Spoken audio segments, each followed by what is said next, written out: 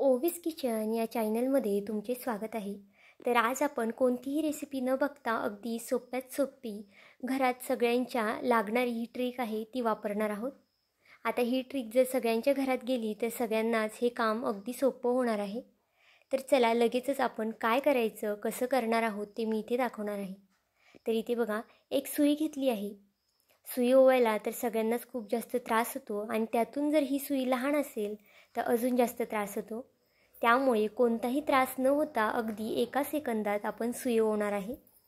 आणि हे जर तुम्ही करून ठेवलं की अगदी वर्षभर सुद्धा तुम्ही हे ठेवू शकता आणि जेव्हा केव्हा लागेल तेव्हा तुम्ही सुई ओवू शकता। तर इथे बघा मी अगदी 0 साईजची सुई घेतलेली आहे। कितीही पातळ सुई असली तरी आपल्या या ट्रिकने अगदी झटपट आपण सुई ओवणार आहोत। आता यासाठी आपल्याला काय काय लागणार आहे ते इथे मी सांगते। घरात आपल्या सगळ्यांच्याच कान कोरण्याची काडी असते किंवा मग दात घासायचा ब्रशसुद्धा असतो आणि जर तुमच्याकडे दात घासायचा ब्रश खराब झालेला नसेल तर तुम्ही अशा पद्धतीने जो मी अगोदर कपडे धुवायचा ब्रश दाखवला होता ना तो सुद्धा इथे तुम्ही वापरू शकता।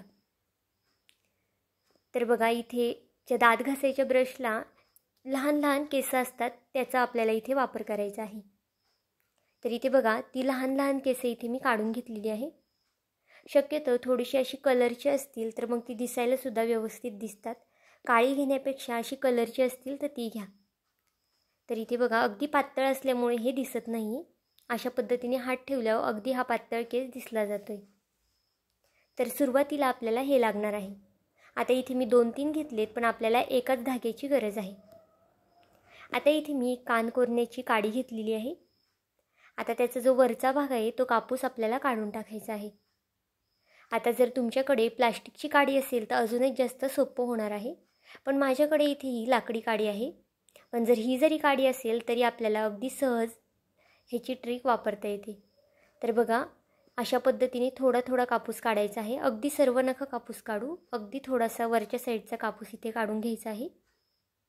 हा कापूस हाताने अगदी सहज निघतो। तर इथे पाहू शकता छान असा कापूस मी काढून घेतलेला आहे आणि वरची साईड मोकळी करून घेतलेली आहे।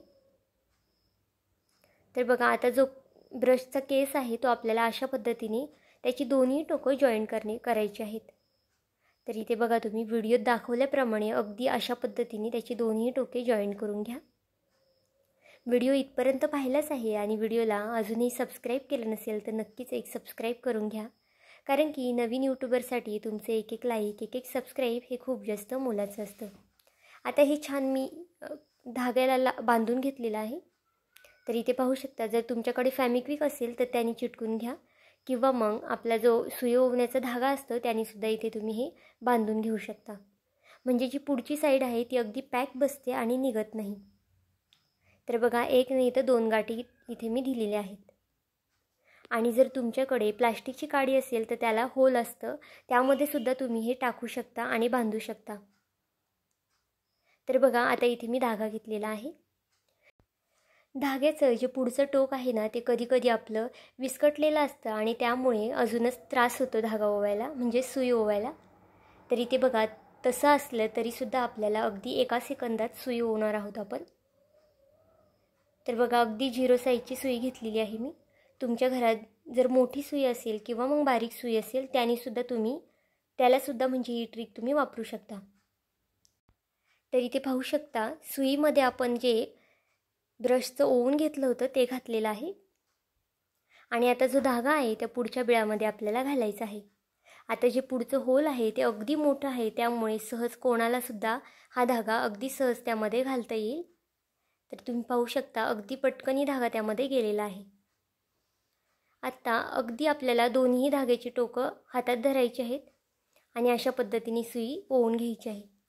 तुम्ही पाहू शकता अगदी सेकंदसुद्धा लागलेला नाही आहे सुई ओवायला आणि तसं बघितलं तर मग खूप वेळ लागतो सुई ओवायला आणि जर लहान सुई असेल तर मग अजूनच जास्त वेळ लागतो। त्यामुळे ही ट्रिक नक्कीच वापरून बघा आणि हे असं तुम्ही करून ठेवलं की तुम्हाला कधीही तुम्ही सुई ओवायची असेल तर तुम्हाला ही ट्रिक वापरता येईल। तर आजचा हा व्हिडिओ तुम्हाला कसा वाटला मला हे कमेंट करून नक्की सांगा आणि जर चॅनलवरती नवीन असाल तर चॅनलला एक लाईक एक सबस्क्राईब करायला विसरू नका। भेटूया आपण पुन्हा एका अशाच व्हिडिओमध्ये।